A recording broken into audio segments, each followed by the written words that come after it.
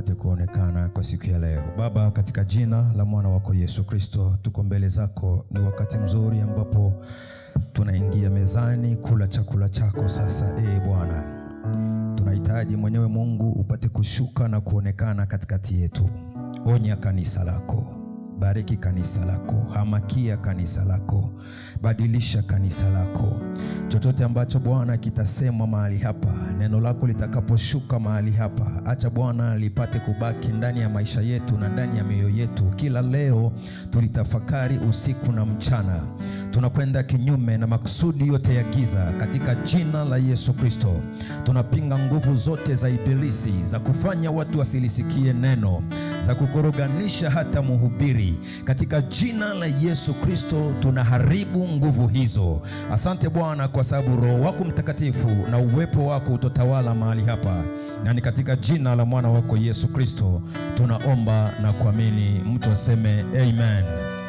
Basi weka mikono yako pamoja tunapomkaribisha malaika wa kanisa hili, Pastor Esther. Piga makofi yako vizuri. Piga makofi yako vizuri. Piga makofi yako vizuri. Amen.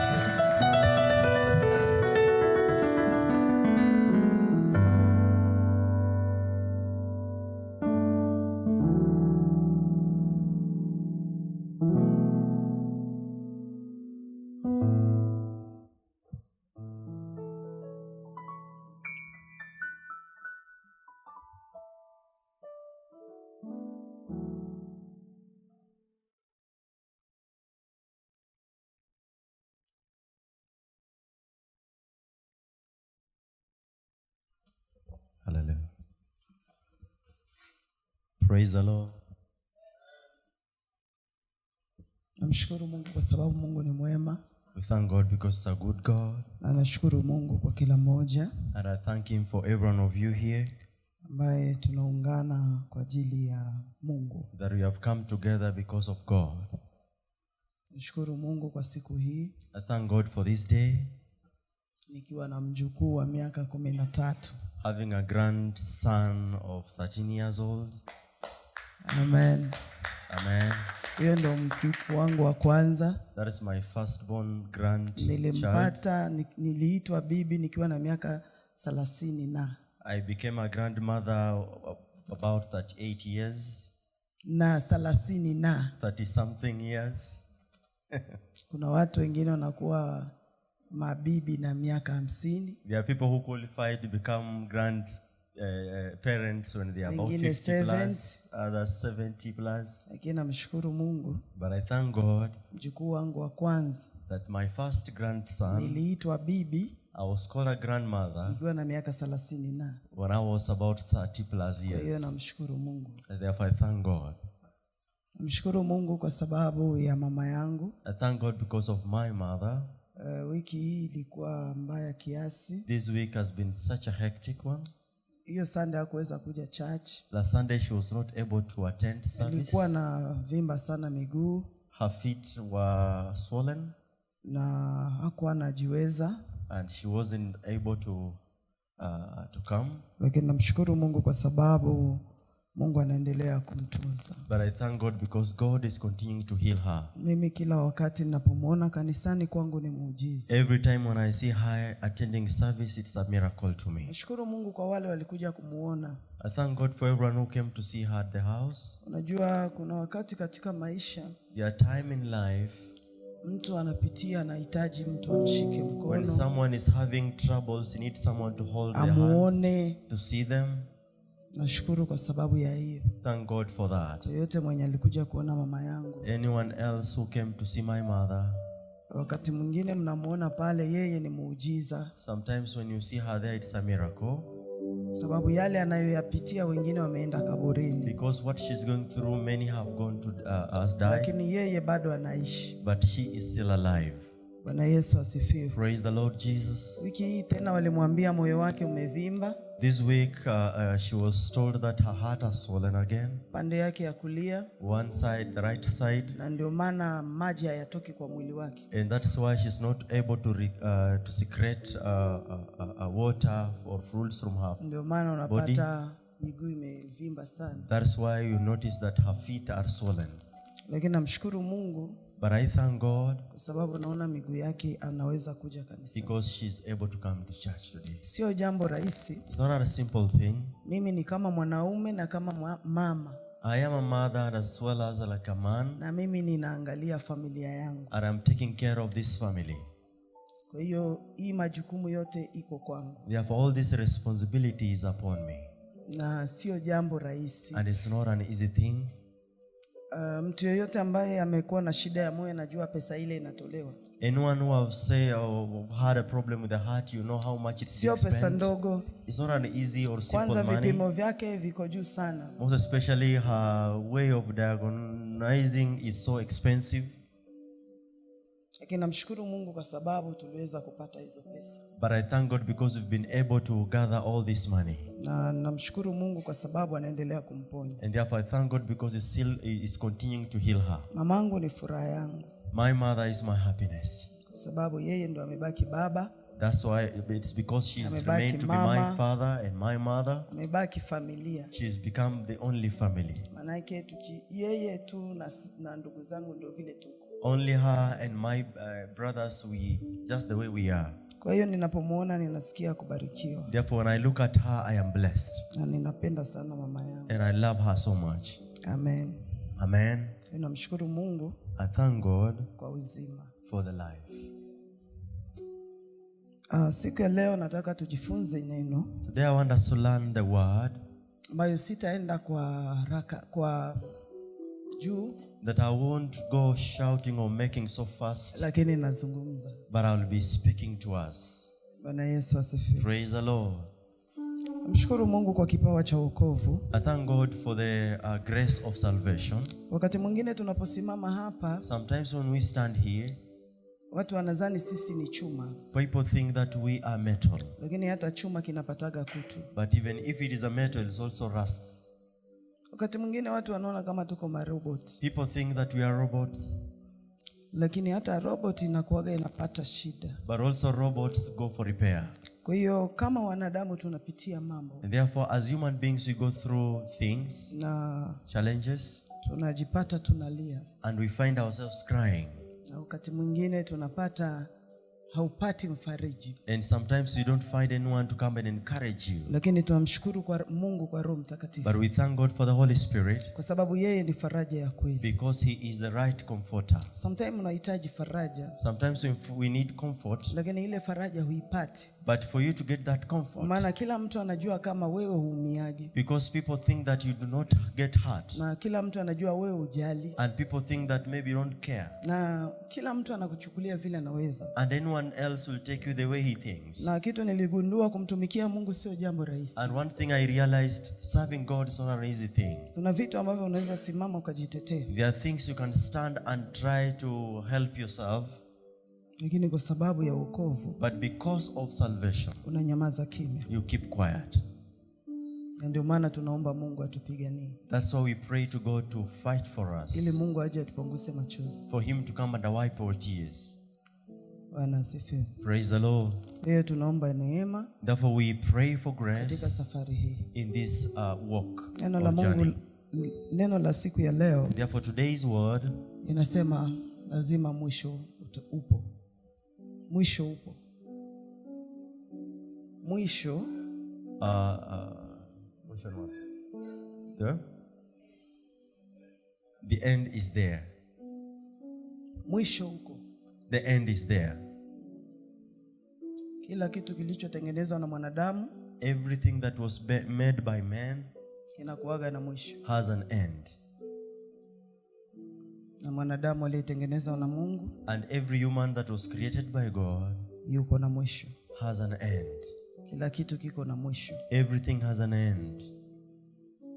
Kitu chochote ambacho kilianza, anything that began, lazima kitakuwa na mwisho. Must have an end. Kwa hiyo kuna mwisho. Therefore there is the end. Tofauti katika maisha. Different ways of ends of different people. Lakini kuna mwisho wa umilele. But there's that one that is eternal. Ambao tunatarajia sisi wote. That we are all waiting for.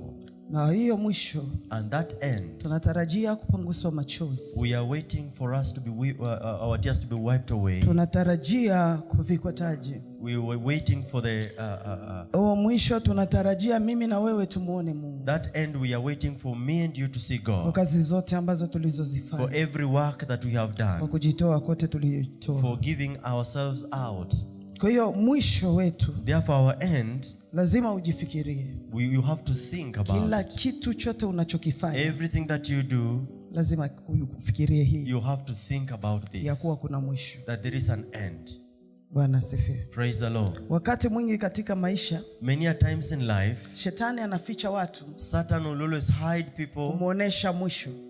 to not to show them the end. Lakini mtu mwenye hekima But someone with na wisdom mtu ambaye anamjua Mungu zaidi and one who knows God more anamwambiaga Mungu nipatie mwisho mzuri. always tells God that give me a better end. Kwa sababu mwisho upo.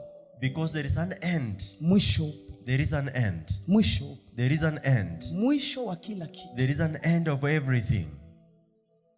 Kuna mwisho There is an end. wa kawaida kama watu. There is a normal like this the eyes of men. Na huo mwisho And that end, kila mtu anapitiaga huo. everyone always go through it. Tusoma kitabu cha Mathayo If you read the book of Matthew 24 na mstari wa 13. 24 verse 13. 13 na 14.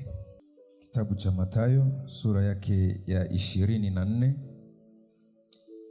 na mstari wake wa 13. Biblia inasema hivi: lakini mwenye kuvumilia hata mwisho ndiye atakayeokoka.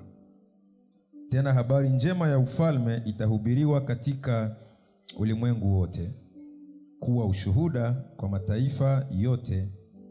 Hapo ndipo ule mwisho utakapokuja. Amen. Amen. Amen. Kitabu cha Mathayo ni kitabu ambacho ni cha kwanza kwa Agano Jipya. The book of Matthew is the first book in the in the Gospels. Kutoka kwenye Malaki mpaka kitabu cha Mathayo From Malachi to the book of Matthew, kulikuwa na ukimya wa miaka 400. it was a period of about 400 years. Hakukuwa nabii, hakukuwa mwandishi ambaye alikuwa anaandika hapo. There was no prophet or anyone who was writing about the things of God. Lakini tunakuja kupata kitabu cha Mathayo baada ya hiyo miaka. But after all this long time we meet the book of Matthew. Sasa tunaona kitabu cha Mathayo katika kitabu cha Mathayo 24, And then we see Matthew 24, 13 na 14. verse 13 and 14. Nasema mwenye kuvumilia. He says that whoever endures. Haijasema mwenye kuvumiliwa mpaka katikati. It doesn't say that the one that endures to at the middle of it or the above. Haijasema mwenye kuvumilia hapa mwanzo. It doesn't mean that the one who endures at the beginning. Lakini inasema mwenye kuvumilia hadi mwisho. But it talks about the one who endures to the end. Unapoingia kuuliza swali mwandishi wa kitabu hiki, When you begin asking and questioning the writer of this book, mbona unazungumzia mwisho kuliko kuzungumzia mwanzo? why are you talking about the end than the beginning? Kwa sababu mwanzo mtu unakuwa na nguvu. Because at the beginning someone is full of strength. Mwanzo unakuwa na tumaini. At the beginning you are full of hope. Mwanzo unakuwa na kujituma. At the beginning you are sending Mwanzo yourself. unakuwa na kujitoa. At the beginning of self you are Lakini giving mbona yourself. uzungumzii mwanzo? But why are you not talking about Kwa the sababu beginning? ninapojitazama Because when I look at kila myself, wakati ninasema mwanzo wa wokovu every wangu, time I'm talking about the beginning of my nilikuwa salvation, mwombaji. it was full of Mwanzo water. wa wokovu The wangu, beginning of my salvation, nilifunga na kuomba. I prayed and fasted. Mwanzo wa At the wokovu beginning wangu, of my salvation, niliwahurumia masikini. I had to help even Mwanzo those wa who are wokovu needy. wangu, At the beginning of my nililala salvation, milimani. I went and Mwanzo fasted. wa wokovu At the wangu, beginning of my nilikuwa salvation, mwimbaji I was mkubwa. a good singer. Mwanzo wa At the wokovu beginning of my wangu, salvation, nilijitoa sana. I gave myself Lakini so much. mbona But why hauongelei are you not mwanzo? talking about the beginning? Lakini Mathayo inakuja na nijibu. But Matthew answers me. Inasema mwanzo He says the beginning. kila mtu anaweza kuanza. Everyone is able to begin. Kila mtu anaweza kujaribu. Everyone is able to try. Lakini ili ujue mtu mwaminifu But for you to understand a faithful person, mpaka mwisho. you have to see the end. Ili ili kumjua mtu mwaminifu. For you to see a faithful person. Ukijua mtu mwaminifu, When you want to understand a faithful sio person, jana, it's not yesterday, sio juzi. it's not the other day. Unapotembea na mtu, When you're walking with somebody, akifika mahali anakuacha he njiani, comes to a point and then he hakukuwa forsakes wako, you. He was not yours. hakukuwa mwaminifu He was kwako, not faithful kwa to sababu you. mwisho Because the end, ndio inaongeaka, it is what speaks, sio mwanzo. not the beginning. Kwa sababu kila mtu Because everybody anaweza kuanza, can begin, lakini si kila mtu but not everybody anaweza kufika mwisho. can come to the end. Na ndio maana Biblia inasema That's what the Bible says, avumiliaye hadi mwisho. that whoever endures to the end. Mbona inasema He avumiliaye? says that whoever endures, Ili kufika for you mwisho to get to the end, lazima uwe mvumilivu, you have to be faithful. kwa sababu mwisho, Because the end, shetani hatakagi mtu afike mwisho. Satan does not want you to get to the end. Anajua mwisho He understands the ndio end kuna kupokea is taji. where you will get your Anajua mwisho prize. You ndio understand kila the end kitu katika maisha yako. is everything in your life. Anaweza kukuacha uanze, He can let you begin, lakini hakuruhusu but will kumaliza. not allow you to end. Na ndio maana unaweza kukutana That's why you can meet wakati wa kitu cha mwisho, the moment of the end of something. kunakuwa na vita vikubwa. There is a lot of fight. Shetani anaweza kukuacha mwanzo, Satan can let you continue at the lakini beginning, shetani anapigana na wewe mwisho. but he fights you at the Na end. watu wengi wameshinda, And so many people have been defeated. hawakuweza kufika They were mwisho. not able to get to the end. Wamebaki ushuhuda wa jana, They have remained with the testimony of yesterday, lakini wameishia njia. but they have ended at along the way. Kumbe mwisho Instead, the end, una maana sana katika it maisha. has a lot of meaning in life. Biblia inasema avumiliaye hadi The mwisho Bible says that whoever bears to the end ndiye atakayeokoka. is the one who shall receive the Kumbe salvation. wokovu ninao, Instead, we have salvation, yes. nitautambulisha kabisa I shall be able to confirm it wakati nitafika when mwisho. I shall get to the end. Lakini kama saa hizi But even now, siwezi jipiga kifua I cannot even boast kwa sababu sijafika bado. because I've not come to the Ndio end. maana Paulo anasema That's why Paul says, sijafika bado. I have not yet reached there. Nazungumzia mwisho. I'm talking about the end. Mwisho upo. There's an end. Tuna mwisho wa maisha. We have an end of life. Wakati tunaishi katika haya maisha, That when we are living this life, tampata mtu we meet people, anapitia they are mateso going through troubles ambayo inamfanya naona amefika that mwisho. makes them feel they have come to the end. Kuna wakati katika maisha There are times in life unafunga na kuomba, you are fasting and praying. unaomba sana, You praying so much, unaombea jambo hili, praying for this naambia Mungu, naomba hii and biki, asking God for this. nataka hii I kalamu. want this pen. Unafunga, You fasting, unatoa, you give, unafanya kila you kitu do everything possible. kuliko kupata kalamu. Instead of getting a pen, Unapata kitambaa, you get a handkerchief. unamuuliza Mungu, And you're asking God, nimefanya nini? what have I done? Mbona chochote ninachokiombea Why everything I pray for, sikioni? I don't see it? Unapata mwanadamu You find human beings, anasikia amevunjika they moyo have broken their hearts. na anasema ni And they're mwisho. saying that I've come to the end. Kuna wakati katika maisha Sometimes in life, nimetafuta kazi, I have been searching for a job, lakini ile kazi but that job, kuliko kupata, instead of getting it, utazania mimi ndo naombea wengine, maybe you think that you are the only one praying for people. juu mimi mwenye kuomba Because sikipati, even the prayer, the person who prays, lakini himself, I wale don't get. wengine wote ndo But the wanakipata. rest whom have prayed for, they are getting it. Unajipata umefika mwisho, Then you find yourself to the na end. hapo moyo wa mwanadamu At unashuka that chini. time, the heart goes down. Tunaingia kanisani sote, You will come, all of us, to lakini church, ghafla unaona watu but wengine suddenly you see other people. Mungu amewakumbuka. God has remembered them. Unajiuliza maswali, And you question yourself, mbona ninapitia why haya? am I going through this? Mbona ninaona shida hii? Why am I seeing this trouble? Kwa nini ninafika mwisho? Why have I come to the end? Mwisho mara nyingi ni kukata tamaa, Sometimes the end, it is giving, na mwisho unaletaga machozi, and the end brings tears. na wakati mwingi, wakati mwisho, And the end, when it comes, wakati umetarajia kitu when katika you have maisha yako, expected something in your life, lakini hukipati but you katika don't maisha yako, get that which you expect, wakati huo utatoa that's machozi. the time you will cry so bitterly. Wengine wanaweza kuwa hawatakuona, Maybe people might not see lakini you, mahali unalala but wherever you sleep,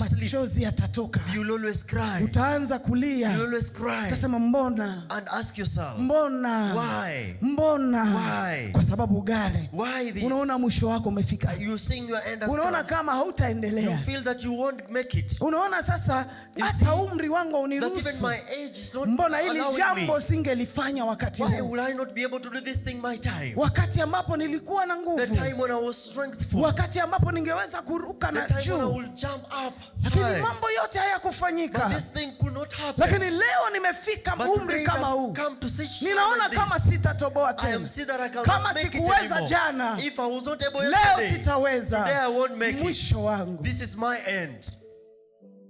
Mwisho. The end. Na mwisho And your end unakuaga na maswali. becomes with so many questions.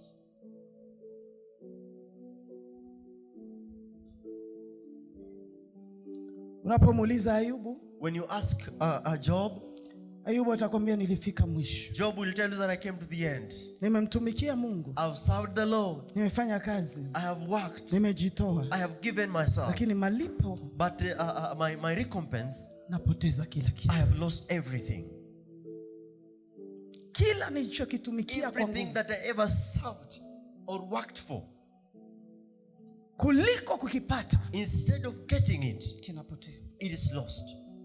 Kwa hiyo Ayubu atakwambia nimefika mwisho. Job will tell you that I came to the Na end. ndio maana anasema neno moja That's pale. why he says one thing, Nilikuja uchi. Nilikuja uchi. that I came naked Lakini nitarudi uchi. and I will go naked. Kwa nini anazungumza maneno Why is he haya? saying this? Alifika mwisho. Because he had come Kwa to the sababu end. anapojiangalia Because when he looks at anasema himself, hakuna chenye nitapata. that I have nothing Kwa to sababu get. vile nilivyokuja Because the way I came, nilitumika. I worked Juu niondoe aibu ya uchi for me wangu. to get out of this state of Nilizaa. shame. I gave Ili birth hao watoto wawe for my msaada. children to become Nimefanya my kazi repayment. ili iwe heshima. So that I Lakini have- leo But today, nimepoteza. I have lost it all. Nimefika mwisho. I had Kwa hiyo come to the end. vile The ninavyojitazama way I look at myself, nitarudi vile I will nilirudi. go the way I came. Nimefika mwisho. I have come to the end. Mwisho. The end. Mara nyingi watu wanafika mwisho. Many a times people have come to the end. Mpaka unachukia wokovu. Till when you even hate your salvation.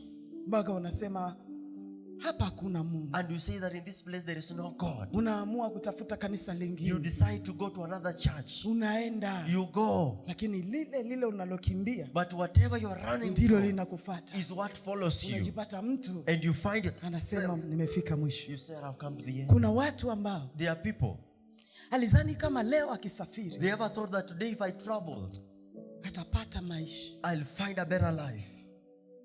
Maisha yatakuwa rahisi. Life will be easy. Lakini ghafla But suddenly, mambo yanakuwa mazito. things have become heavy. Juzi nilikuwa naongea na Eliza. The other day I was talking to Eliza. Alikuwa analia. She was crying. Kanambia mama, And she told me, Mama, sikuwa najua. I didn't know this. Elizani nikifika Marekani I thought when I came to America, tacheka. I will be laughing and Lakini happy. naona maisha magumu. But today I see a hard life. Akaanza kulia. And she began crying. Na yuko mgonjwa. And she is sick as well.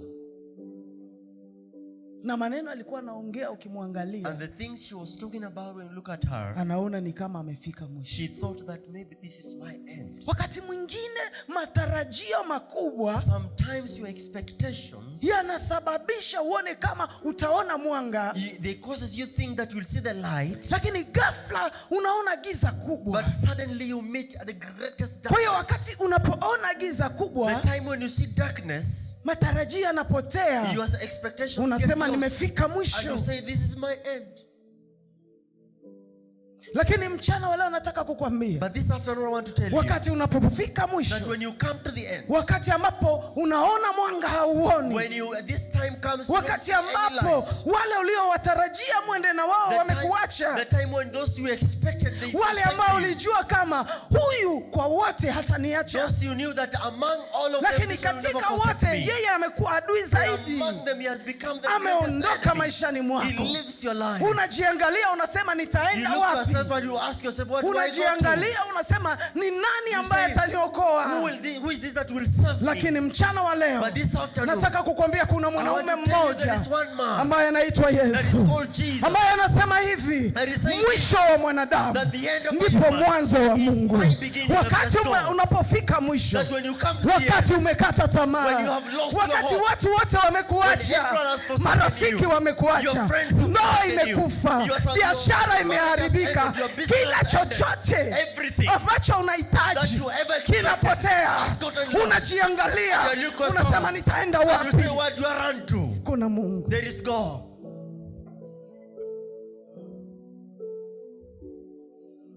Kuna Mungu. There is God. Ziko siku za mateso chini ya juu, trouble in life, ambazo hata ujitetee, that even if you want to, hauwezi sikika. You will not be heard by anybody.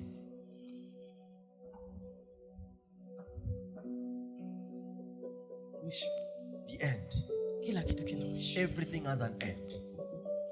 Mateso yana mwisho. That troubles have an end. Kosa kazi kuna mwisho. Loss of job has an end. Kukataliwa kuna mwisho. Rejection has an end.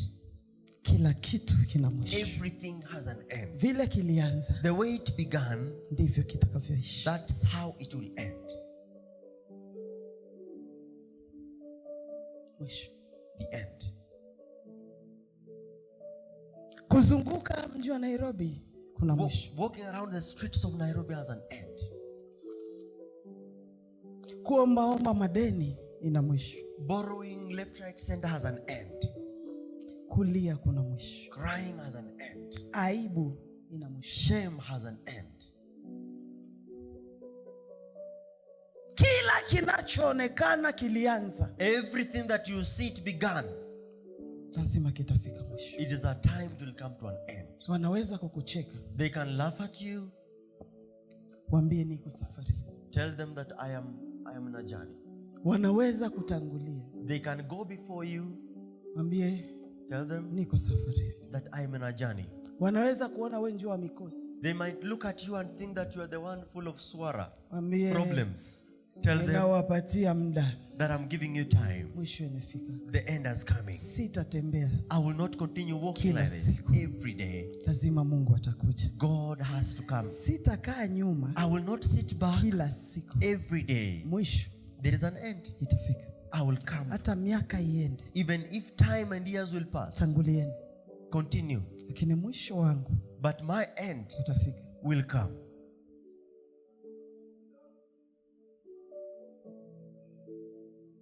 Mwisho inakuwaka. There is always an end. Mwisho itakuwaka. There is always an end. Kuna mwisho nyingine. There are some other kinds of end. Ambayo ni mwisho mbaya. That is not good.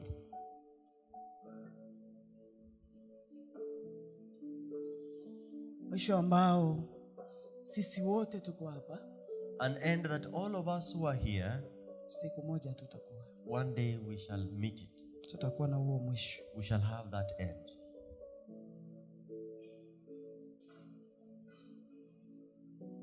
Huu mwisho, this kind of an end, utakapofika kwako, when it will come and arrive unto you,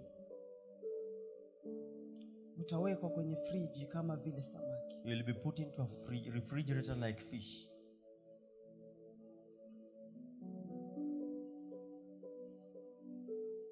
Mwisho, this end,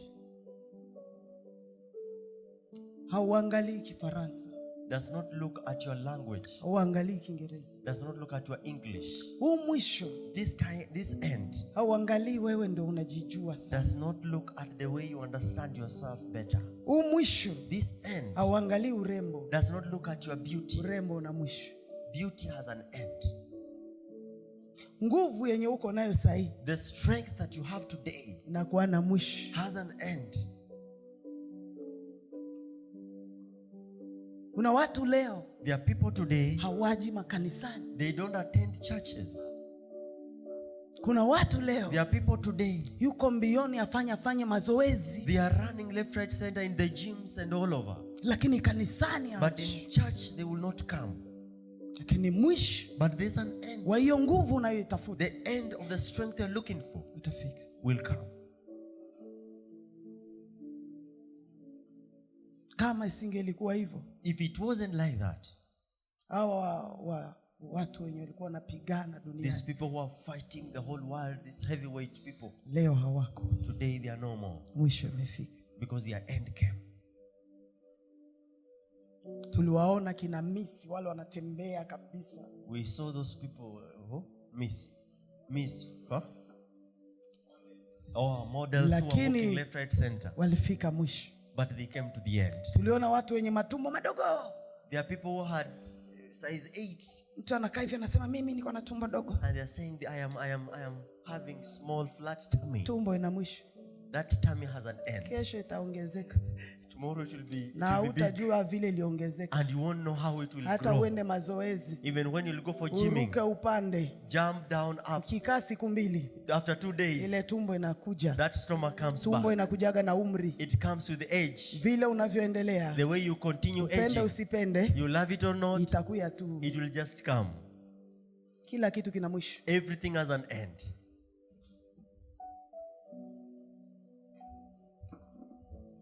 Saizi unatuonesha mkono misuli. Right now you have great muscles. Unavaa shati ambazo lazima waone mkono. You putting on tight shirts. Lakini ina mwisho. But it has an end. Hiyo mkono itaregea. That hand will come back to its. Itakuwa natepeta hivi. It will be. Inatepeta. It will suck down. Lazima ufunike. You have to close it. Kila kitu kina mwisho. Everything has an end. Kwa hiyo mwisho wa mwanadamu unapofika. And therefore when the end of a human comes. Unapofika mwisho wako. When you come to the end of your life. Kifo akiangaliaji utajiri. Death does not look at your riches. Kifo akiangalii umetoka wapi. Death does not know where you've come from. Kifo akiangalii wewe ni nani. Death does not know who you are. Kwa hiyo kifo kinapokuja. Therefore when death comes. Kinakuja bila kupingwa. It comes with no restriction. Na wakati kinapokuja. And when it comes. Kikikufika. When it arrives to you. Utatolewa kwenye nyumba uliyoijenga kwa bidii. You will be taken out of the house you built. Umejenga nyumba nzuri. You made an expensive mansion. Umeka miaka mingi. And you have worked hard for long. Umetukana hata watu juu upate maisha. And insulted people. Umezarau watu ili upate maisha. You look down at people for you to get life. Sasa maisha umeyapata. And you have found life. Unakula vizuri. Unalala vizuri. Sleeping well. Kila kitu umeweka pale. Everything you put there. Umezaa. And you have given birth to umetafuta wanawake wale unapenda. You found good, beautiful umeweka women that you love. You have put them there. Lakini mwisho But the unapofika. end when it comes. Hautauliza wale wanawake. You will not ask those women. Hautauliza zile manyumba. You will not ask those houses. Hautauliza watoto. You won't ask your children. Hautauliza diploma yenyewe You uko won't nayo. ask your diploma that you have. Hautauliza. You won't question anything. Unakuchukua. Then it comes to take you. Na unapokuchukua. And when it takes you. Wanakupeleka kwa fridge. They take you to the fridge. Na kule kwenye fridge. And in the fridge.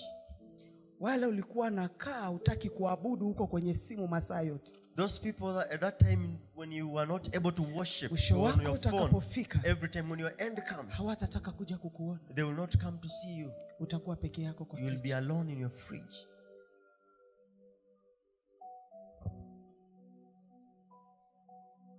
Watafanya matanga. They will hold a funeral. Sio matanga ya kukusaidia. Not a funeral to help you. Lakini matanga. But an organization. Ya kwenda kukuzika. To go and bury you. Mwisho. Your end. Si leo unaringa. Today you're boasting. Hata Roho Mtakatifu anazungumza kutoka kwenye madhabahu. Even the Spirit of God is speaking from the altar. Usiniheshimu pastor. Respect God. Yawezekana mimi siko kitu kwako. Maybe I'm nothing to you. you. Lakini kipindi cha ibada. But during the season of worship. Usijaribu kufanya hiki. Don't do this and unakifanya sana. You are doing it so much. Lakini yule unayemfanyia. But whoever you are doing this to. Siku mwisho utafika. When the end will come. Hatakuwa karibu na wewe. He won't be close to you. Mdomo utakuwa wazi. Your mouth will be wide open. Macho yatakuwa wazi. Your eyes wide open. Walio pembeni yako. Those close to you. Watakufunika. They will enclose you, cover you. Uzuri uliokuwa nao. The beauty that you ever had. Unakosa kuja kanisani mapema. You don't want to come to church early. Ujipodoe masaa mingi. For you to make up yourself for long. Hautajipodoa. You no longer make up yourself. Kwa sababu mwisho. Because the end has come. Yale mavazi unavaa, the beautiful clothes you're putting on, ambayo yanakupoteza muda, that are taking all of your time, ingie kabisa waone nilivala nguo, so that when I get there they should understand how expensive I look. Zitabakia kwenye kabati. They'll be taken back to the cupboard, na watakuja kuzipeana urisi, and they'll be given to people like inheritance, kwa sababu mwisho wako umefika, because your end has come, na utafanyika kwa kila mmoja. and it will happen to every one of us here. Mwisho, The end. yule mume uko naye, That husband that you have, ambaye hutaki kuja kwenye kanisa, that you want to come to church, anakuambia usije kanisani, he's asking you not to come na to church, unasema sitakuja, and you say I won't go. nalinda ndoa. I am making up to my marriage. Wakati tu unakufa sasa hiyo, When you die immediately, mwisho wako your umefika. end has come. Huyu mwanaume This man, kwenye yale matanga, in that funeral, hiyo haujazikwa tu, maybe yet not even buried, ameshaona wanawake 5. he has already looked at 5, 6, 10 people, women. Mwisho, The end. yule mume That man ambaye unamtazama that you are looking at, au mke or a wife ambaye unampenda sana, that you love so dearly, ambaye wakati wowote anakuandikia katikati ya ibada, that at any time in the middle of the service, unakataa kumwonesha Mungu, you are chatting to them and you don't want to show them God, unasema lazima nitamjibia. and telling them that I have to answer Vile this one. vikao ambavyo hutaki kuacha, Those congregations that you want to leave, forsake. wakati utakufa, When you will die, yule mwanamke that woman ataolewa na ule adui yako. will be married with that closest enemy, Na watakuja na wao na yeye. and they will come walking. Mwanamke analia, The woman is huyu crying, mwanaume amemshikilia, and this man is holding the hand. anamwambia pole, Tell them sorry. kisha anamwaga udongo, Then takes anamsaidia, shika, amwaga udongo. There we go. Alafu huyo mwanamke mwenye unajibia kila wakati, And that woman you are chatting every time atakupatia mgongo. will turn back to you. Walikuja wakilia, They came crying, wanaenda, they are going, stories zinaanza. then begin having sherehe. Mwisho, That's the end. unadhani wewe ni mjanja? Do you think you are so tricky or so clever? Unadhani unajua sana? Do you think you know so much? Unadhani wewe ni kitu sana? Do you think you're so important? Mwisho uko. There is an end. Mwisho uko. There is an end.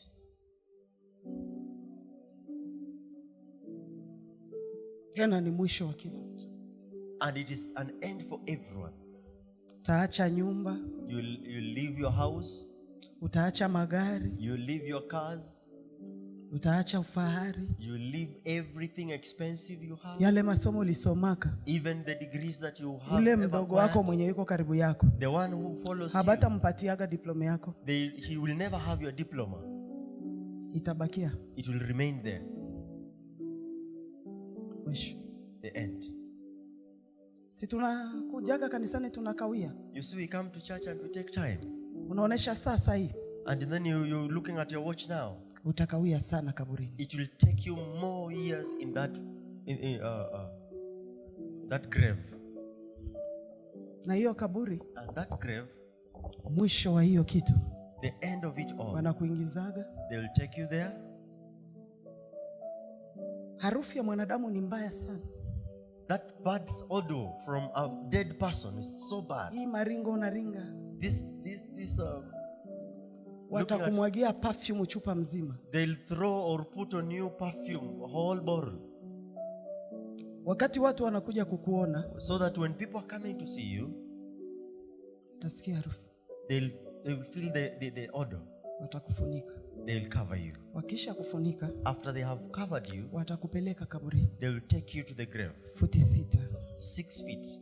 Na mle hiyo futi 6 And the 6 feet under, watakuwekea udongo, they will cover you with soil, harufu yako isisikike. so that we don't get any smell from you. Watakuweka mahali padogo, They'll put you into a small kila place, chochote unachovunia jivunie, so that anything you are boasting of, hautaenda nacho. You will not go with it. Hautaenda na mtu. You will not go with anybody. Hata mwenye anakuambia saa hizi even that person Mungu, that is telling you, asking you to forsake God, will not go with him. Hata yule mwenye unaona ni wavalele, even the one that you see that is so valuable to you, will not go with him. Utaenda peke yako. You will go alone. Watakufunika. They will cover you. Alafu kibaya zaidi, and then the worst of it all, wataweka cement. they'll put cement usitoke, so that you don't get out. Watakufunika. They will cover you. Baada ya siku 3, after 3 days, ile perfume ulimwagiwa, the perfume that they had put on you, haitakuwa na uwezo. It will not have any power or strength. Tumbo itavimba. Because you will swell. Leo unasema napunguza tumbo. Today you are saying that I'm working on my stomach. Wako, but your end, kwenye kaburi, in that tumbo litakuwa kubwa. That your stomach will grow bigger. Baadaye itapasuka. Then later it will burst. Shike hapa. Shika hapa. Just hold your chin. Is it chin? Naona hii kitu iko hapa. You see this thing here? Itabakia. It will remain. Hiyo mfupa unaisikia. This bone you're seeing. Tesikia. You can feel it. Nyama zote zitaondoka. Everything shall go. Every flesh will go.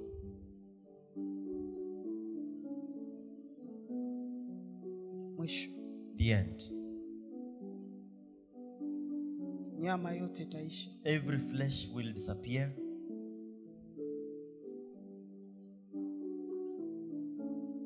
Macho yataondoka. Your eyes will disappear. Si leo utaki macho yako kuyaambia tulia kwa Yesu. Today don't tell your eyes to remain on Jesus. Macho yako ni kuangalia porno. Your eyes are just on pornography.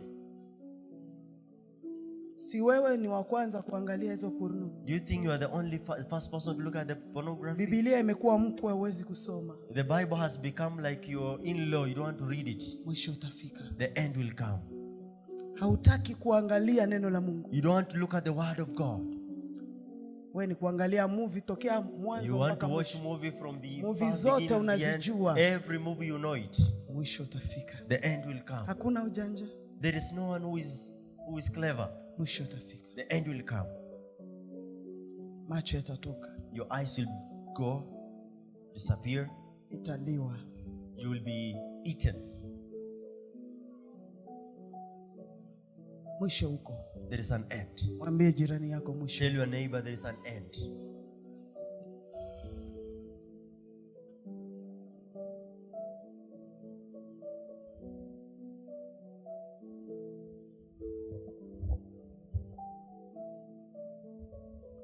Mwisho huko. There is an end. Ninunua viatu vingi. You have full of so many shoes you bought. Lakini moja ya 10 hautoaki. But you don't give your 10th offering. Afadhali uende kanunue viatu. You better go and buy your shoes. Vitabakia, vitagawanywa. They will be taken away by people in your normal. Watu wengine watavibeba. People will carry them away. Mejaza nguo nyingi. You have a whole wardrobe of clothes. Hata ule mwenye anakuambia si unipatie hii nguo. Even the one who is asking, give me this one. Unasema sitaki. No, this one I don't know. Bana kungoya siku ya mwisho. They are waiting for your end. Batabibeba. They will carry it. Mwisho. The end.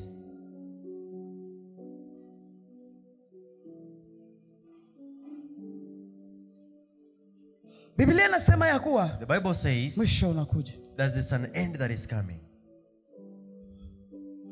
Kuna mwisho mwingine. There is another end. Hata kama utaingia kwenye kaburi, even if you'll go into that tomb or that inakuwa mwisho ya watu wote. Is the end of everyone, yes. Sababu hautaonekanaga mkartie hata moyo. Because you'll never be seen anywhere. In any estate, yes. Abata kuonaka tena. They will never see you. Uwe Marekani. You'll be in America. Ukikuwa na uwezo. You have everything. Batakuzika mkiwa watu wawili. They'll maybe if you capable enough, they'll bury you two people. Another one low. Mwingine juu. Another one on top of you. Kaburi za Ulaya wanazika watu wawili. That's how they do in those areas. Ukiwa hauna uwezo. If you're not capable. Refugee. Like a refugee.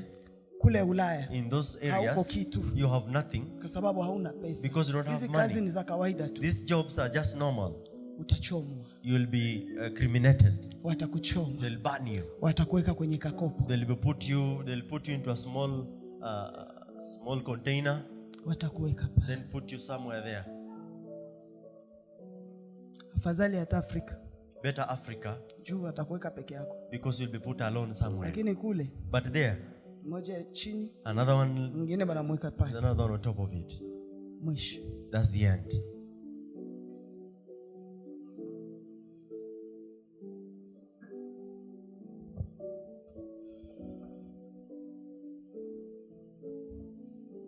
Kwa hiyo mwisho wa kifo, therefore death, wakati unafika mwisho, when you come to the end, watu wote hawatakuona tena. Nobody will look at you. Na mwenye atakutana na wewe, and whoever will ever meet you, atakukimbia, will run away from you. Hata kama ulikuwa unapendana naye sana, even the one you ever loved so dearly, atakukimbia, will run away from you. Nataka hiyo kitu, I want that thing, ujiulize maswali, to question yourself. Kwa sababu upende usipendi, because you like it or not, itakufika. It will na arrive. Wengine watakufa na gari. Some people will maybe na wengine die by watakufa accident. wakilala. Some will die by na wengine watakufa. Some will die in their own style. Lakini kifo kiko. But at the end of the day, it's death. Mwisho upo. And there is an end.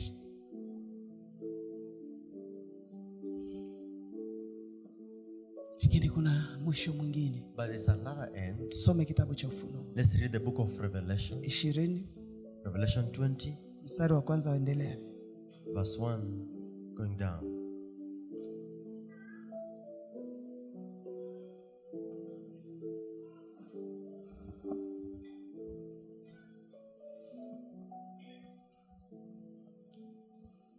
Kitabu cha Ufunuo sura yake ya 20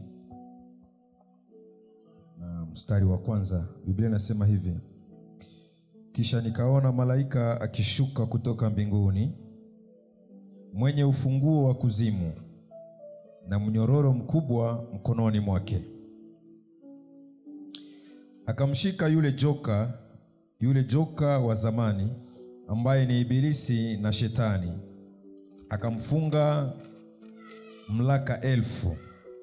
miaka elfu, akamtupa katika kuzimu, akamfunga, akatia muhuri juu yake, asipate kuwadanganya mataifa tena, hata ile miaka 1000 itimie.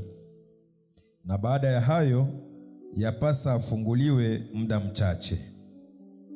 Kisha nikaona viti vya enzi, wakaketi juu yake, nao wakapewa hukumu. Nami nikaona roho zao waliokatwa vichwa kwa ajili ya ushuhuda wa Yesu na kwa ajili ya neno la Mungu, na hao wasiomsujudia yule mnyama wala sanamu yake, wala hawakuipokea ile chapa katika vipaji vya nyuso zao wala katika mikono yao. Nao wakawa hai, wakatawala pamoja na Kristo miaka 1000. Hao wafu waliosalia hawakuwa hai hata itimie ile miaka 1000. 6. Huo ndio ufufuo wa kwanza. Heri na mtakatifu ni yeye aliye na sehemu katika ufufuo wa kwanza. Amen. Amen. Wakati unapokufa, when you die, mwisho duniani, the end on the earth, lakini unaanza maisha mengine. But you begin a new life. Lakini yale maisha mengine, but that new life, yanategemea uliishi je hapa chini ya jua. It will depend on how you lived here on earth. Tunakuja sote kanisani. We all come to church. Tukitoka hivi nje, kila mtu yuko na maisha yake. And when we leave that door, everyone has got their own Lakini lives. siku ya mwisho wako, but when the end comes, watakapokuweka kwenye kaburi, when they'll put you in that grave, kila chochote ulichokiishi, everything you ever worked for, lived hata for, kama ulikifanya kwa siri, even if you did it in secret, hata kama ulizani kama wewe ndo elombe au hawakukamatagi kwa makosa, even if you would think that you are the only person that nobody will wakati ever mwisho find wako unafika, when your end comes, unaingia kwenye kaburi, that you get into that, unaanza maisha you mengine begin a new life, ambayo unaanza kulipa, that you begin to pay back kulingana na maisha uliyoyaishi, according to the way you lived.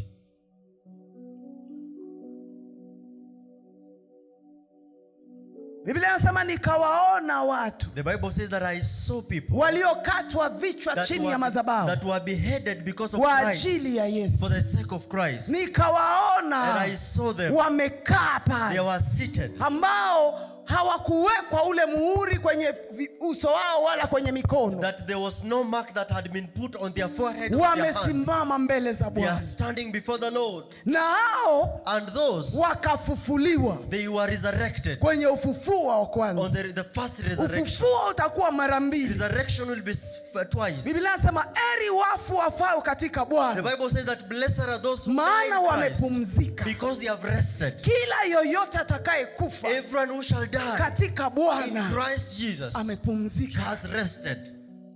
Wakufukie, So waweke cement. they put cement on Biblia you. inasema The hivi, Bible says ufufuo wa kwanza, that when there is a first parapanda resurrection, italia, there will be a trumpet, makaburi yatafunguka, that all tombs will be opened, watakatifu watatoka makaburini. and those who are holy will Nasikia resurrect. msisimko mwingine kwangu. There is something that I'm feeling Kumbe for hata myself. mwisho Even if there is an ndipo end, mwanzo wa maisha the beginning of mengine. a new life. Na kama ulimuishia And Mungu, if you ever lived with ulitembea na Jesus, Mungu, you walked with uliishi God, maisha you matakatifu, lived a holy life, utafufuka you will tena, be resurrected utaishi tena You milele live na again milele. a new life. Biblia inasema ya The kuwa Bible says bahari itawatoa wafu wao. that even the sea shall vomit those Hata who kama died in mtu them. alikufa kwenye Even if bahari there's one who died in na them, alikuwa ndani ya Kristo and he Yesu, was in Christ Jesus, atafufuliwa shall be tena. resurrected there. Nitamuona baba yangu And I will see my Father aliyekufa miaka 24 that who died 24 iliyopita, years ago. I will nitamuona. see him.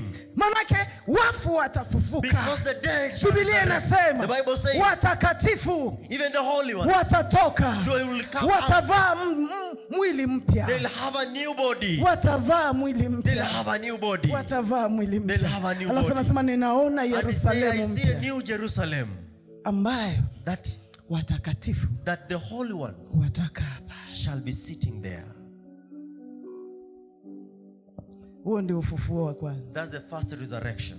lakini kuna ufufuo wa pili But the second one, ambao ndio mwisho wa kila jambo. that has the end of everything. Wote waliokufa wanacheza ndombolo, That those who died dancing dombolo, kwenye mabaa wapo, in the pubs they are there dancing, kila fasi wapo. everywhere they are there. Juzi niligombana na Jose. The other day I was fighting Jose. Kuna hii nyimbo yake mpya ameimba vizuri, There is this new song that he sang so well. lakini kinachoonekana mle ndani, That's what is seen in that song. kuna wale wasichana walikuja kudansi, There are those young ladies who came to dance. tumbo zinabakia wazi. They are having tumbo cuts. Akaniambia sikuwa najua. I didn't know, I said. Nikamwambia sawa, Okay, umeimba miaka mingi you have sung for na long imetokea hivi, and it has come like this. vuta hii kitu, Why don't you remove this part? kwa sababu inaonekana ni nzuri, Because it is seen to be good. inakupatia zile maksi zenu It mingi, is giving you so much likes and views. lakini Biblia inasema But the Bible says, itatufaidi nini what shall it benefit pata us ulimwengu wote to get the whole world kukosa ufalme wa Mungu? and lose the kingdom of heaven? Unashuhudia Kristo Are you there to au testify by unashuhudia tumbo Christ cuts? or testifying about the tumbo cuts? Biblia inasema The Bible says, vaeni, put on mfiche aibu ya miili yenu. decently to hide your Tunaishi nakedness. nyakati You are living ambazo times shetani anawafanya watu wakae uchi, when Satan is allowing people to wanawake stay, wamebaki and uchi, women have remained to be naked. wako tayari kutembea bila They hata are chupi, ready to walk juu without mwili chuppies, utingizike, so that they can shake wanaume around, watamani, so that men na will wanaume look at them wanapenda hiyo, lustfully. kuangalia And hiyo. that's what men like. Kila mtu anataka aone, Everyone wants to see. aone matako vile To see how your yanatepeta, hands are- lakini are mwisho shaking. utafika. But the end will Kila come. unachokitazama Whatever you're looking kitafika at mwisho, shall come to the end. na utatoa And hisabu you'll give ya every kila account, chochote everything ulichokifanya chini ya that you jua. did under the Biblia sun. inasema hivi, The Bible says, ficheni aibu ya uchi wenu, hide the vaeni mavazi. and put on Siku clothes. ya leo That today, shetani amewafanya wengi Satan has kubaki made people uchi. to remain Sio naked. mpango wa It's Mungu, not the will of ni God. shetani It anajua. is Satan. Nikiwaacha wanawake He knows uchi, that when I lift zinaa up itakuwa juu a lot of na watu sin, watazini and sana. people inasema ya kuwa kimbieni zinaa, lakini ajabu leo tunaikimbilia zinaa. Kuko mwisho unakuja, utalipa chochote unachokifanya, utahukumiwa. Mwisho huko. There is an end. Mwisho huko. There is an end. Upende usipende. You like it or not. Tunahubiri injili leo. We are preaching the word today. Tutatoa hesabu. We shall give an account of everything we ever did. Kuna kijana. There is a young man. Nilitumiwa picha yake. That was sent a picture to my phone. Tumeongea naye. We've just talked. Nilipoona picha zake. When I looked at the pictures, nililia. I cried. Haikunichekesha. It didn't make me happy. Nililia. I cried. Nikasema shetani. And I said, Satan. Anawatesa watoto wetu. He's really putting our children under shackles. Satan. Anawaua watoto wetu. He's killing our children. Angalia kijana kama huyu. Look at this kind of a young man. Yuko barabarani. He's on the roads. Yuko anapiga numero 6 kila namba 6. On the streets, making calls left, right, center. Staggering, right? Nililia. I cried. Nilipoongea naye pale. When I got with that young man in the office. Hii ni mara ya mwisho sitafanya hiki. And I told him this is the last time I'm not doing. Mungu anisamehe. May God help me. Forgive me. Anisamehe. And may mother forgive me too. Nilipokuwa naongea naye. When I was talking to him, nilikuwa nitamsimamisha leo. I wanted to let him stand here today. Asifanye chochote kanisani. Not to do anything in this church. Lakini Roho Mtakatifu akanizungumzia. But the Holy Spirit told me dhambi ya huyu ilionekana. That the sin of this person was seen. Na kuna wengi. And there are so many. Ambao unadhani ni watakatifu. That you think they are holy. Dhambi zao. Their sins zimefichwa. Are hidden.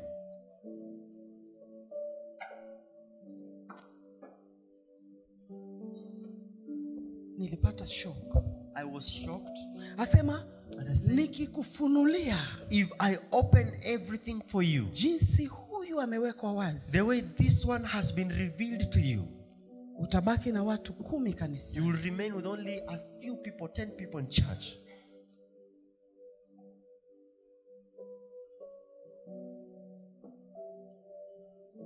Wakati mwingi. Many a times. Tunaweza kuona. You can see. Kile ambacho kinaonekana. What is seen.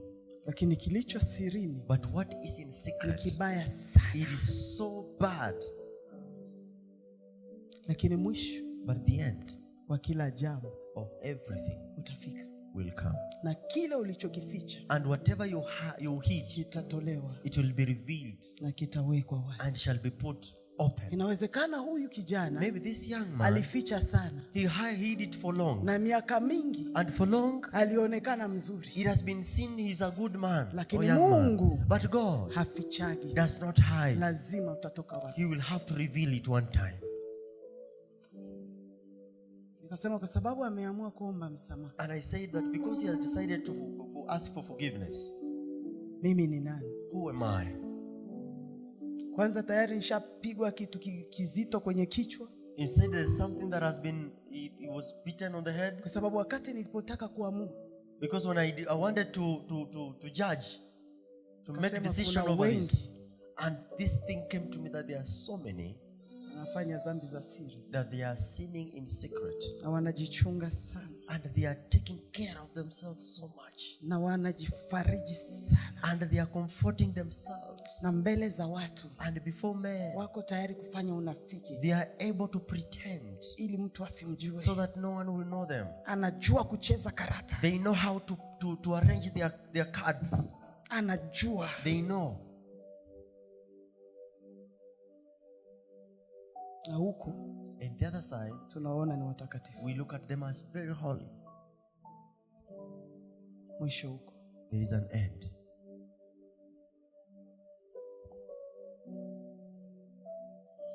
Mwisho huko. There is an end. Biblia inasema mwisho kila mmoja atasimama. The Bible says that day everyone will stand. Na vitabu vitafunguliwa. And books will be opened. Kuna kitabu cha hukumu. And then there is a book of judgment. na kuna kitabu cha uzima, and there's a book of life, na kuna kitabu cha matendo. and there is that book of your works. Hicho kitabu cha matendo, And that book of account, chochote unachokitenda, everything that you do, wakati wowote, anytime, saa yoyote, any given time, inaandikwa. it is put down. It's recorded. Saa, Time, wakati, time, siku, day, inaandikwa. it is recorded.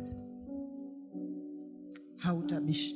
You will not refuse or maybe argue.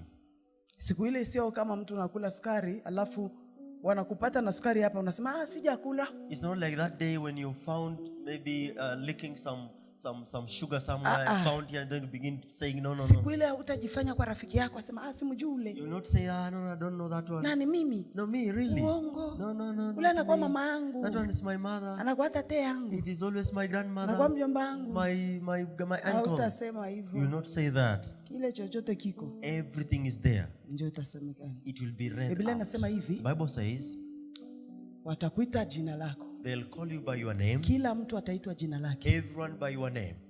Tutasimama mbele ya kiti. We shall stand before the judgment seat. Alafu And then chochote ulifanyaka kusiri. everything you ever did Kwa in mfano secret. wakiita Esther. For example, Esther. Esther anasimama. Esther stands na kuja. and comes walk forward. Wakati ninapokuja, When she comes, dunia yote the whole world, wataniangalia. they look at you. Esther aliiba. Esther, you stole. Alisema uongo. You gossiped. Na uongo wenyewe utajionesha. And everything that you ever spoke that Alikuwa was not right will anajifanya ni be put there. mzuri. We thought she was good. Alifanya hivi na hivi. She did this and that. Lakini alipotembea, But when she walked around, aliamua kuacha. she decided to forsake it. Na alianza kutembea na And Mungu. then she began walking with God. Niambia Esther, And Esther, kwa sababu uliamua, because you decided, you Kutembea made na up your Mungu. mind to walk with God, nenda mkono wa kuume. go to my right hand side. Wataita jina lingine. They'll call another name. Na fulani, Oh, so and so. niko hapa. Yes, I'm here. Ulikuwa naingia kanisani? You came to church? Yes? Utaonekana ulikuwa na irizi.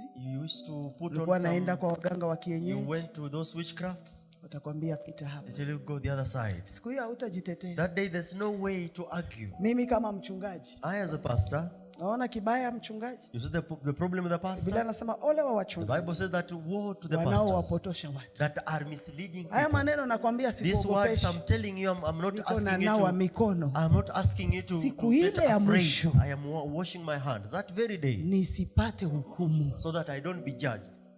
Hii mahubiri na kuhubiri This preaching that I'm sio ya preaching kufanya wewe utoe sadaka. today, it's not to make you give your offering. Afadhali usitoe sadaka, Better don't give your offering, lakini umuone Mungu. but see God. Bwana Yesu asifiwe. Praise the Lord Jesus. Hiyo siku That day, hakuna ujanja. there is no other way out. Nilihubiri sana. Oh, I preached so much. Watakwambia ulikuwa unahubiri. They tell you, yes, you preach. Lakini Yes. ukitoka kuhubiri, But after preaching, wewe ndo mwizi. you are the thief. Wewe ndo muongo. You are that. Wewe ndo mzinifu. You are the one who was. Pita kwenye huu hurt. mkono. Go the other side. Mungu anisaidie. May God help me. Kuhubiri kwangu kusiwe kazi bure. Let not my preaching be in Ili vain, siku ile so that day niweze kumuona Mungu. that I may see God. Sasa unapojiuliza, So when you question yourself, utakaposimama mbele za when you Bwana, will stand before the judgment seat, utatoa hesabu ya kazi gani? what account will you give?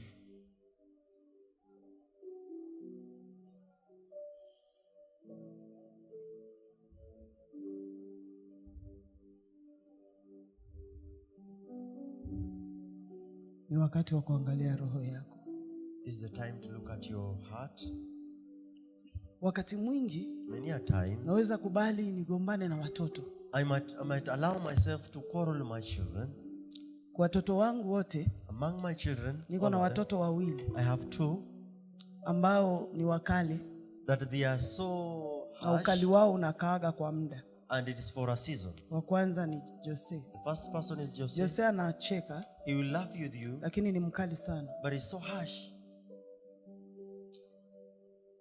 Na kila mtu anamuogopaga kwa familia. Wanajua tu nikichokozana na Jose, And everyone Jose will ataamua. always fear him, because when I try to fight him, Lakini juzi but yesterday, the other day, mimi siogopagi mtoto. I'm never afraid of a child.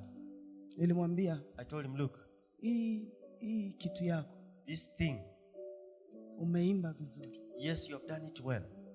Lakini hii part, but this given part ya of the watu video, wanabakia tumbo that cuts. people are putting on tumbo cuts. Wewe na dunia mko aje? You and the world, how are you? Mimi nataka mtoto wangu afanikiwe. I want my child to succeed. Nataka mtoto wangu ainuliwe. I want my child to be lifted. Lakini sio kuinuliwa kwa matumbo cuts. But not to be lifted in tumbo cuts. Kwa sababu mwisho unakuja. Because there is an end. Tutatoa hesabu. And we shall give an account kuwapotosha watu wengine kuona wokovu ni sawa kubakia uchi. To look at salvation is equivalent to remaining naked.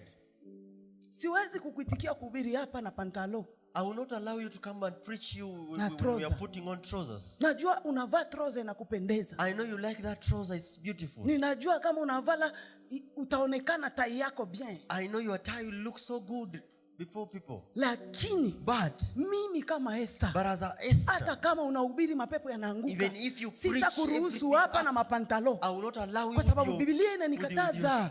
Because the Bible does not allow me. Hatuko hapa kujipendekeza kwa watu. Lakini tuko hapa kusema neno la Mungu. Jinsi lilivyo. Liwe tamu, liwe nzuri. Si mimi niko na matroza ninaweza valisha nguo na nasimama hapa. Lakini mbona sizivai? Unadhania kama sizitaki? Lakini ninajua Biblia inasema hapana. Na kama Biblia inasema hapana, acha ikabakia hapana. Ninajua kuweka tattoo inafanya mtu unapendeza. Na watu wanaonekana kweli umeweka. Lakini Biblia inasema usiweke tattoo. Usiweke tattoo.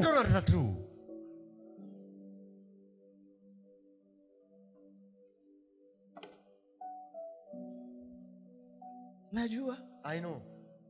Ni ngumu. It is so hard. Hata kwangu ni ngumu. Even to me it is such a hard thing. Hata kwangu ni ngumu. Even to me it is hard. Leo tunakuwa na wanaume. Today we have men.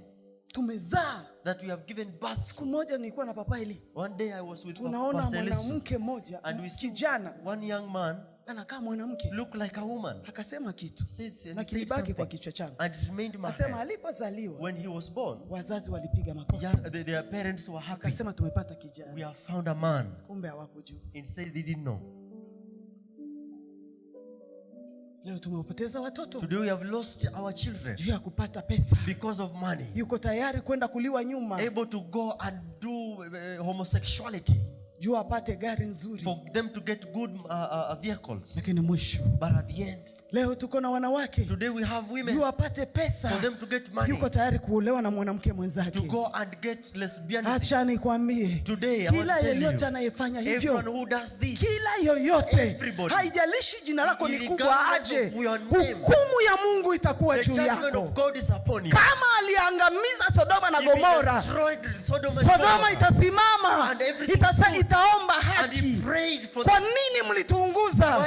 Na hawa wanayatenda hayo. These people are doing this. Watu wataangamia. People will die. Leo wanaume, today men, wako kwenye mandoa. They are in their marriages. Anatafuta mwanamke. They are looking for a woman ambaye atampatia nyuma. That will give them their hinds. Na wengine anakwambia ni bahati mbaya. Oh, it's iliingia hapo bahati mbaya. It got there by mistake. Hakunaga bahati mbaya. Ulikuwa nazaminia jehanamu itakuwa shangazi yako kule. Hell is your way. Afadhali ukose ndoa. You better lose that marriage. Uache huyo mwanaume. Acha nikwambie Mungu ana wanaume wengi. God has so many men. Mungu ana wanawake wengi. God has so many ule unaweza nani wa maana sana. The one you thought so important. Mungu akikuondolea atakupatia mtu ambaye atakupenda. A better person to love you. Atakubembeleza. Atakujali. Atakuweka kwenye kifua chake. Na atashukuru Mungu kwa sababu amekupatia. Lakini acha kutenda dhambi. Kwa sababu anasema na ngoja huyu mwanaume asiniache. So that he doesn't believe me. You will do what now? You'll diarrhea. You'll diarrhea. Utahara. Yes. Bwana asifiwe. Hallelujah. Juzi nilikuwa naenda mazoezi. The other day I was going for exercise, yeah. Nafanya mazoezi. And I was exercising.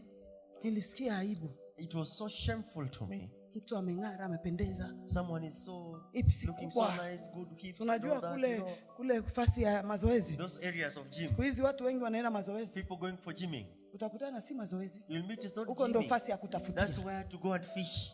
Afadhali akose kanisa. Better lose the church. Lakini mazoezi. But there where they're going to exercise. Jua aende kuona bisusu. For me to go and see good hinds. Twende tukacheze madansi Go and kule. have those zumbas. Tunacheza mazumba kule. Yes, zumba. Miziki inapigwa. People are, yes. Kila kitu. But everything. Lazima ukipime na Mungu. You have to measure it with God. Ukiona hii kitu. When you see this thing. Haimstahili Mungu. It doesn't please God. Ni nzuri. Even if it is good. Achana nayo. Leave it. Lakini watu hawataki. But people don't want it. Hawataki. They don't want. Tunakuwa kule tulienda kufanya muziki. Mimi niko pale kushindana juu nijue kukatika viuno. I went there. Did we know? My goodness. Nini? What? Nataka mazoezi. Yes, I want exercise. Lakini ikianza kufika mahali tunaanza tengeza bisusu. When it comes to a time when we want to shake our hinds. Mimi sitaki. No, I don't want this. Sitaki. No. Hii ni dhambi. This one is sin. Ni dhambi. This one is sin. Leo unakataa. Today you unadhani ninakupiga. Lakini ni sauti ya Roho Mtakatifu.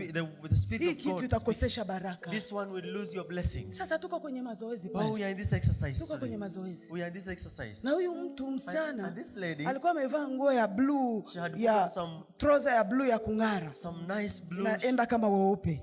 That was shining. Si tumeambiwa tuchutame. They asked us to bend over. Ni hapa Greenspan tu hapa. Squatting. Okay, squatting. Ilikuwa aibu. That was shameful. Mavi ilitoka huko. Nguo yote iliroana. Everything was bad. Alafu najua ni nguo iko na blue na inaenda kwenye white. It's a blue white. Sio jasho, mwanamke anatokaga jasho huku kwa mazoezi.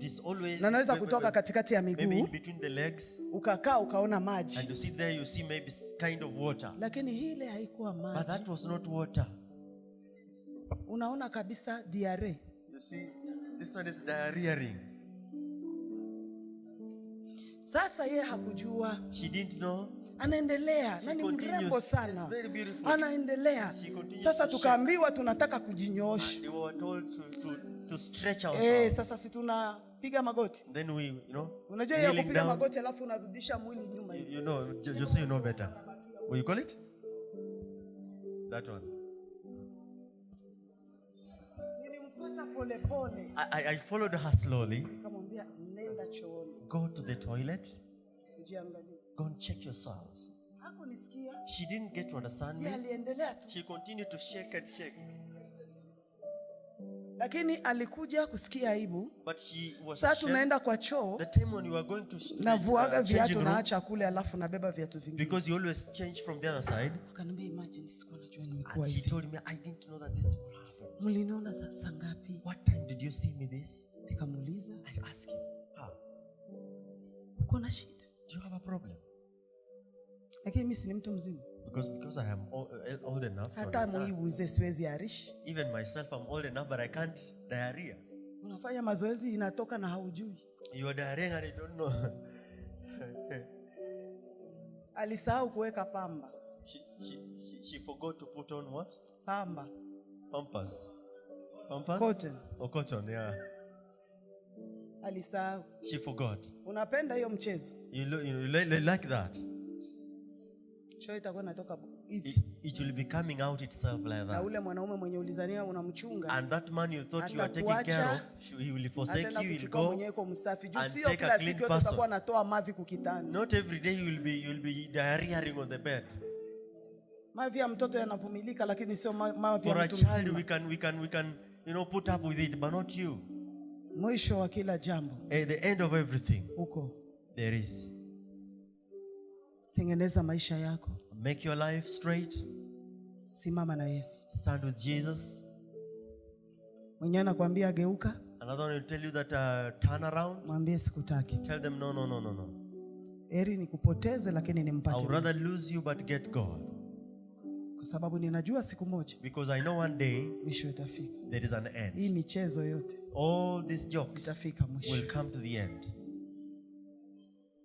Bwana asifiwe. Praise the Lord.